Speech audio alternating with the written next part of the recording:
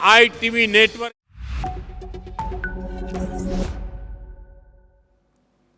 Welcome back to NewsX World. I'm Joshua Barnes, and it's time for our top stories. US President Donald Trump says he will try to reclaim some territory for Ukraine during his meeting with Russian President Vladimir Putin on Friday. Trump does, however, say that both countries will need to cede land, but he says he will know within minutes if Putin really wants to end the war. This comes as European leaders and Ukrainian President Volodymyr Zelensky say they plan to speak with President Trump ahead of the summit.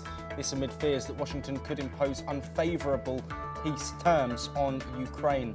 Zelensky has said there is no sign that Russia is preparing for peace. The UN has condemned Israel's killing of Al Jazeera journalists in Gaza. This comes after Australian Prime Minister Anthony Albanese says Israeli leader Benjamin Netanyahu is in denial about Gaza's humanitarian crisis. Meanwhile, Israel has stepped up attacks on Gaza City. This after Benjamin Netanyahu vowed to push on with an offensive in the region. Pakistan have welcomed a move by the United States designating the Pakistani separatist Baloch Liberation Army as a foreign terrorist organisation. The BLA is the strongest of several insurgent groups operating near the Afghanistan-Iran border. US President Trump says he is sending 800 National Guard troops to Washington and temporarily taking control of the city's police departments. The move bypasses the city's elected leaders and reflects his second-term approach of wielding executive power. Meanwhile, the United States and China have extended their tariff truce for another 90 days, thus avoiding triple-digit duties as US retailers prepare for the holiday season. Trump has signed an executive order suspending higher tariffs until November the 10th, with all other terms previously agreed remaining in place. This comes as South Korean President Lee Jae-myung says he will visit the United States this month for his first meeting with President Trump since taking office. The summit on August the 25th will highlight a new trade deal and shared security issues.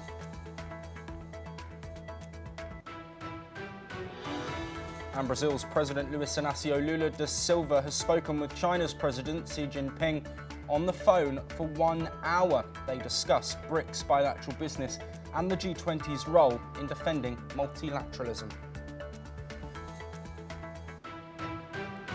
But we start with the Russia-Ukraine conflict, as European Union member states have said that Ukrainians must have the freedom to decide their own future and that a diplomatic solution must protect Ukrainian and European interests. This comes ahead of talks between US President Donald Trump and Russian President Vladimir Putin.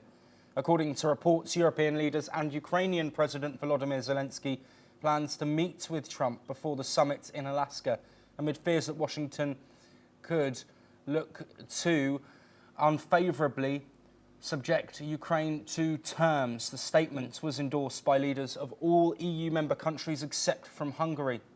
This comes after Trump said that Kyiv and Moscow will both have to cede land to end the war in Ukraine.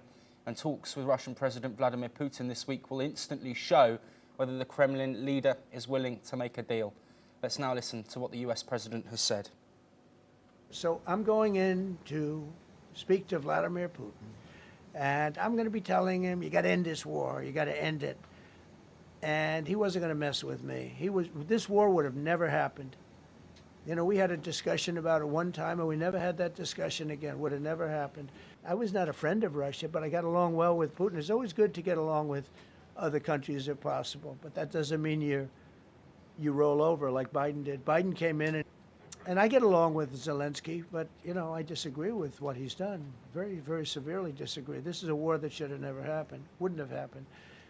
But I'll be speaking to Zelensky. The next meeting will be with Zelensky and Putin, or Zelensky and Putin and me. I'll be there if they need, but I want to have a meeting set up between the two leaders. I was a little bothered by the fact that Zelensky was saying, well, I have to get constitutional approval. I mean, he's got approval to go into war and kill everybody, but he needs approval to do a land swap. because there'll be some land swapping going on. I know that through Russia and through conversations with everybody. But I thought it was very respectful that the president of Russia is coming to our country as opposed to us going to his country or even a third party place. But I think we'll have constructive conversations. Then after that meeting, immediately, maybe as I'm flying out, maybe as I'm leaving the room, I'll be calling the European leaders so I get along with Well, this comes as President Trump also hinted that Ukrainian leader Volodymyr Zelensky could join the talks and said his priority will be securing a ceasefire. Zelensky, however, insists there's no sign that Russia wants peace, warning that Moscow is moving troops for a new offensive. Let's listen to what the Ukrainian president said. З Україною. Також сьогодні була доповідь розвідки і військового командування про те, на що розраховує Путін і до чого реально готується. Зокрема, це і приготування воєнні. Він точно не готується до припинення вогню і війни. Путін налаштований тільки на те, щоб подати зустріч з Америкою як свою особисту перемогу. І далі продовжувати діяти так, як і раніше. Тиснути на Україну так, як і раніше. Well, joining us to discuss all of these developments is Professor Vasilin Popovsky, Professor and Vice Dean at the Jindal Global Law School, joining us live from Bulgaria. Professor Popovsky, as always, a pleasure to have you on the programme. There is a lot to discuss, so I'd like us to try and go through all the developments as quickly as we can. Let's first look at Trump's comments saying that both Russia and Ukraine will have to cede land. Of course, Russia invaded Ukraine and holds Ukrainian land, around 20% of it. What do you think Trump means by this comment? Well, it's very difficult to know what Trump means on anything, but apparently what happened is that his ultimatum expired last Friday, and a day before that, Witkoff, being in Moscow, received an invitation to meet on a high level, and he accepted, instead of imposing sanctions on Russia for not stopping the fire in the ultimatum of 12 days, actually many previous ultimatum anyway, and he invites Vladimir Putin to United States territory for a meeting. So it's exactly the opposite of what he's talking last week, he's talking today, maybe tomorrow he says something very different. So land swaps, apparently there are very small territory in Sumsky and Kharkiv Oblast region in Ukraine, about 300 kilometers. And possibly these are what Putin may concede because they are not part of the four regions which he, in a referendum, attached to Russia a year ago, the Donetsk, Luhansk, Zaporozhye, and Kherson. So if that's what's meant, we don't know. We will see what Russians propose to give up, but they will make such demands, much bigger demands everywhere else, that will definitely be absolutely not acceptable. And you, Joshua, said it very correctly. It's a Ukrainian land for Ukrainian land, after all. So what is that deal? It's really ridiculous.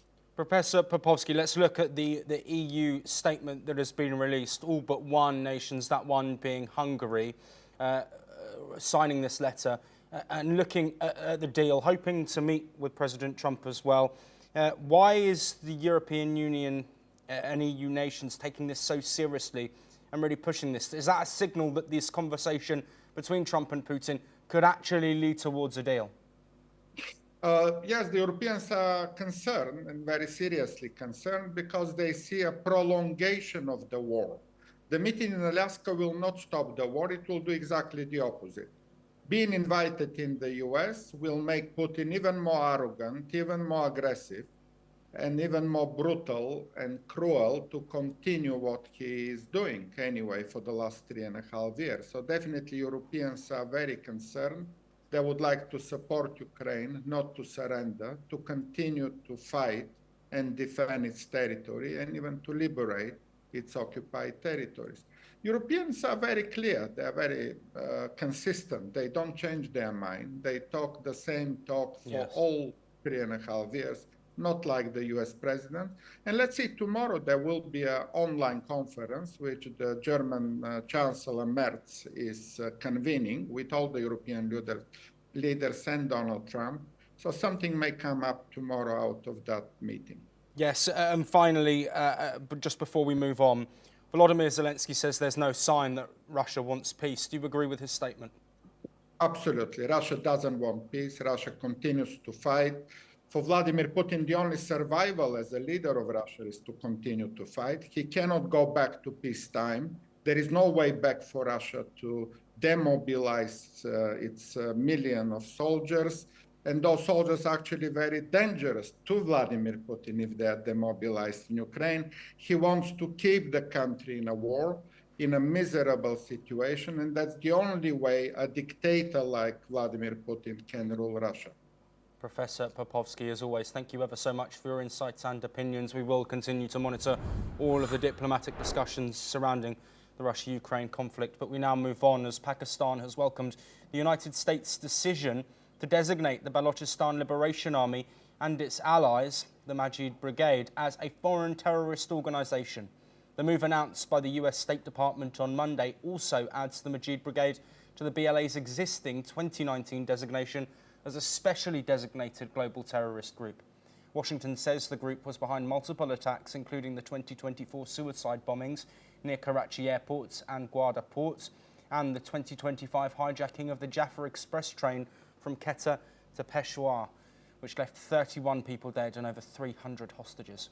The designation coincides with Pakistan Army Chief Asim Munir's visit to the US, and comes less than 2 weeks after both countries agreed to boost trade and energy cooperation. The BLA has long fought for an independent, resource-rich Balochistan, targeting Pakistani forces, infrastructure and foreign nationals involved in projects.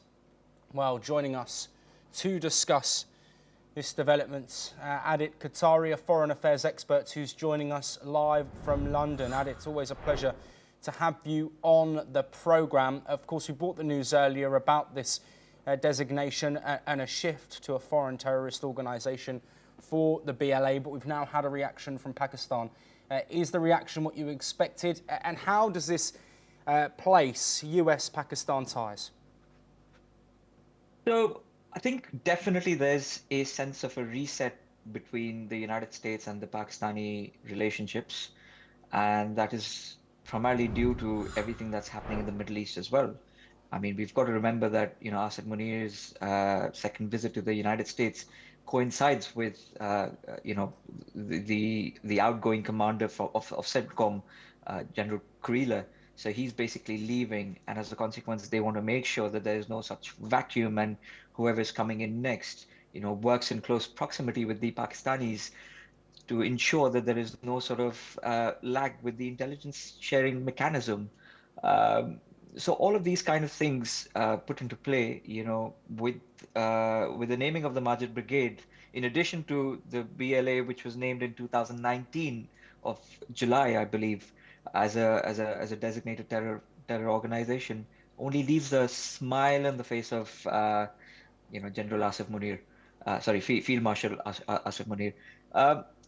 It also gives him a little bit of some sort of ammunition to go back to his local audience, his local sort of domestic audience, and say that this is what we've achieved as a consequence of partnering up with the United States. And it also demonstrates that we are moving strongly against the Baloch insurgents, etc. And because there is a big narrative in Pakistan that most of these BLA and the Majeed Brigade and the TTPs are being funded by India.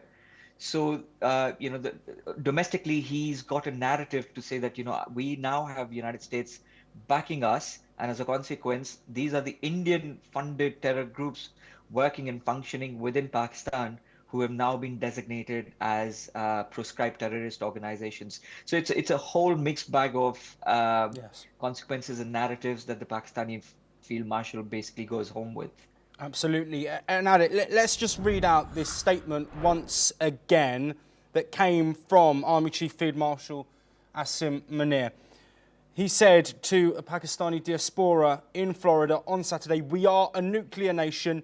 If we think we are going down, we'll take half the world down with us." Obviously, those are the words over the weekend. Now, this action from the United States. Do you think that those comments are being taken seriously by the US, and will that have any ramification on US-Pakistani relations? Again, it was this particular comment was made in a closed door event, so there are no sort of recordings. Remember that there were no mobile phones allowed within this particular diaspora meet. As a consequence, there is absolutely no evidence which the US can go by to basically school Pakistan for making such a irresponsible and completely inhumane kind of a statement. But somewhere or the other, the United States intelligence and the deep state are completely aware about these kind of rhetorics being made out of their soil, which is highly condemnable. But they are not in a position to school Asim Munir, because they also realize that whatever Asim Munir is again saying is not for the international audience. It's for the Pakistani diaspora. It is for the home audience sitting within Pakistan, which continues to platform the Pakistani army and the establishment as its safekeeper and the people who basically protect them. They still do not hold the Pakistani army accountable for the excesses that they have caused, not only just to the Pakistani people, the Baloch people, etc. But remember, in the 70s, it was the Pakistani army which was hired like the mercenaries by the King of Jordan to basically cull Palestinians. So there is absolutely no accountability, no sense of accountability which is seeped into the Pakistani people, because they suffer from a acute sense of amnesia. Adit Qatari, as always, such a pleasure to speak with you on the programme. Thank you ever so much for your insights. We will continue to monitor the situation that is at play in Pakistan and also in relations with the US. Let's move on now to the Middle East. And the UN's Human Rights Office has condemned a targeted Israeli attack that killed 6 journalists in Gaza. The UN has called it a grave breach of international law. 5 Al Jazeera journalists, including correspondent Anas Al-Sharif, were killed in an Israeli airstrike on Sunday. Israel's military said it targeted Sharif, alleging he had served as the head of a terrorist cell in Hamas. While Sharif had previously denied these allegations, Israel has provided little evidence against Sharif. Well, joining us on the programme to discuss this and the wider conflict at play, with diplomatic discussions ongoing, Peter Baum, the foreign editor of the Weekly Blitz, who joins us live also from London. Peter, as always, thank you very much for joining us. The UN condemning this strike, which has seen the deaths of 6 journalists, 5 of them working for Al Jazeera. Israel says that this was the head of a terror cell. Al Jazeera and the journalist, while he was working, also denying this. Where is the truth? In this particular instance, Thomas, Israel is spot on with its conclusion. I think yesterday we spoke about the military ID of the journalist for Hamas. I even gave you the registered number, and now it comes to light that he was the main photographer filming live the atrocities committed by Hamas at the Nova Festival on October the 7th. There is actually footage of him not only filming, but being filmed himself.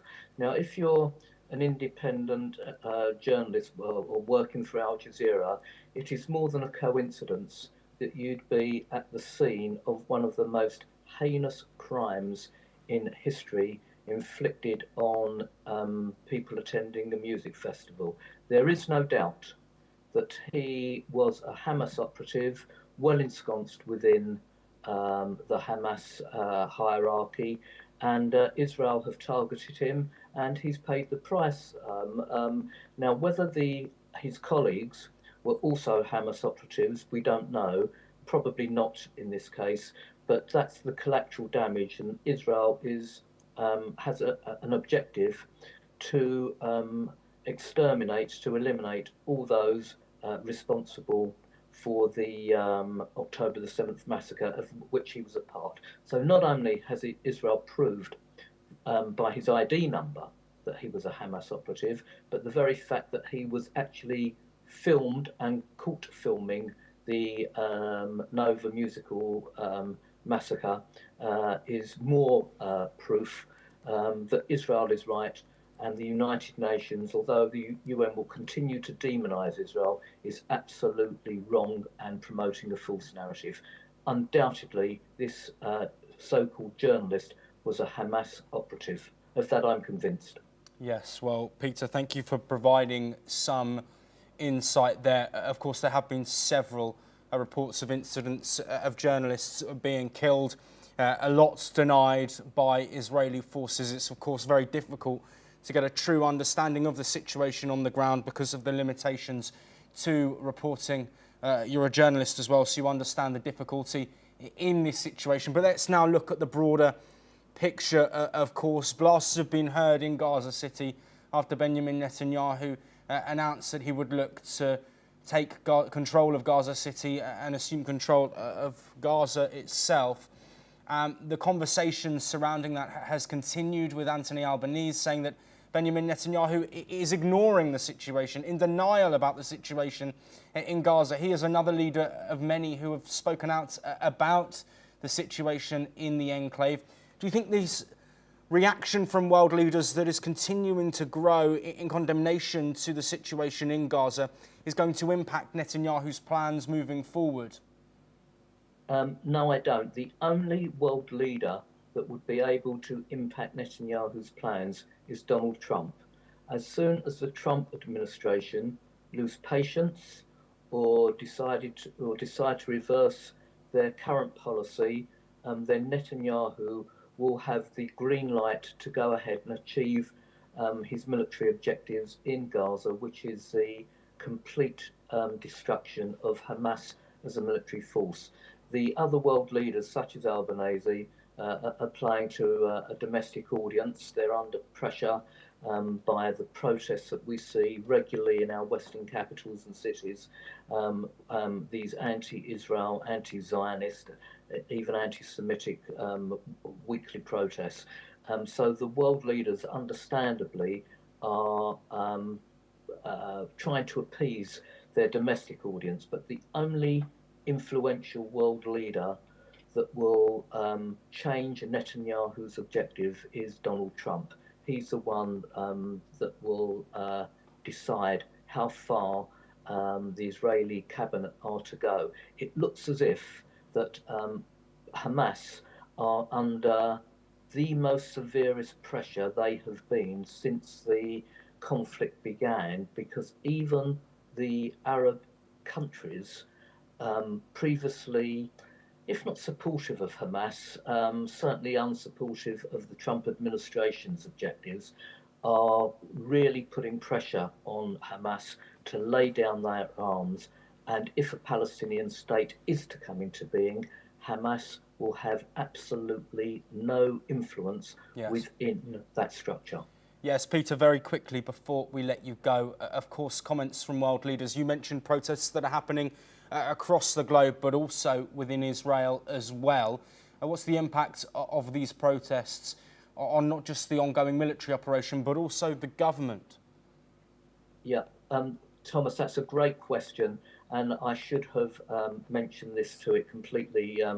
I had wanted to note it, but it completely slipped my mind. Of course, domestically, the Netanyahu government is under huge pressure, and that will certainly influence Trump's thinking. If Trump believes that the sway of public opinion domestically in Israel is against Netanyahu, and currently the majority are still for him, but if that balance changes, then I'm sure we'll see the Trump administration's policies change too.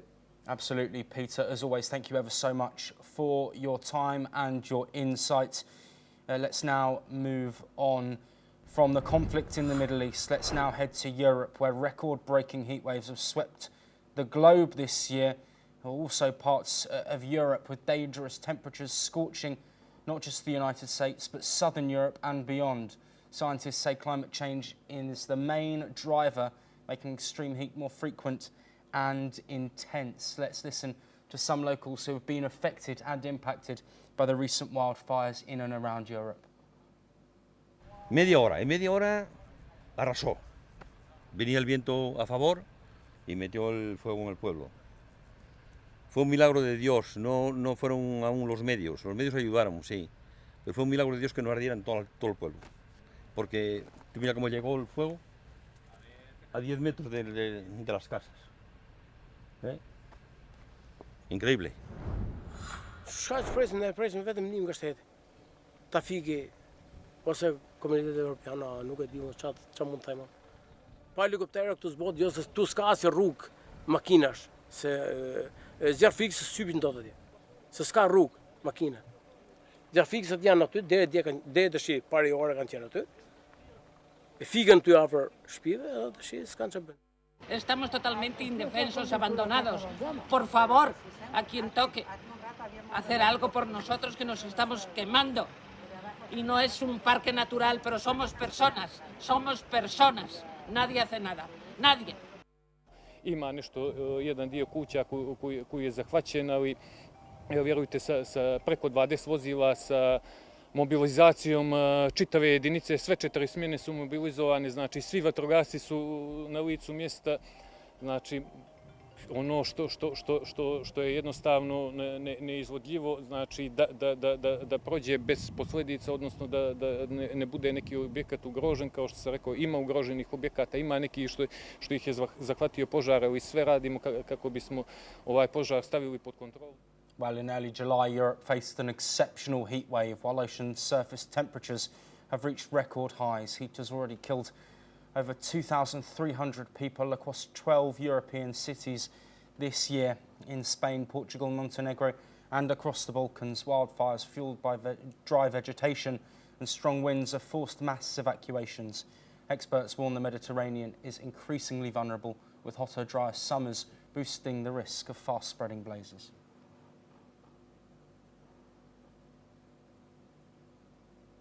Well, joining us to discuss these wildfires is my colleague, anchor and correspondent Thomas Porteous, who joins us live from the newsroom. Thomas, of course, this situation with super extreme heats in Europe impacting people's everyday lives. What more can you tell us? Yes, of course, Joshua. This is a huge climate change issue that has happened across Europe. Europe is actually heating at twice the rate as the rest of places like Asia and North America. Europe previously not as prone to these wildfires like along with the likes of Australia and North America. However, climate change and the increasing temperature has made it so that especially around the Mediterranean area, they are being affected by these wildfires and they need a serious addressing. As they are not as severe as the North American ones, they seem to be being kept under control, however, still causing widespread damage and some injuries and a small amount of fatalities. But we've seen wildfires even in Scotland yesterday. We saw Arthur's Seat in the middle of Edinburgh, which is the first time the first time it's ever been recorded that a wildfire has struck that area of Europe. But of course, as climate change continues to unfold and the temperature continues to go up, Europe can be expecting a lot more of these, and authorities are going to have to learn and train quickly to control them. Thomas Porteous, as always, thank you ever so much for that insight. But that is all that we have time for. We'll continue to bring you more updates from across the world.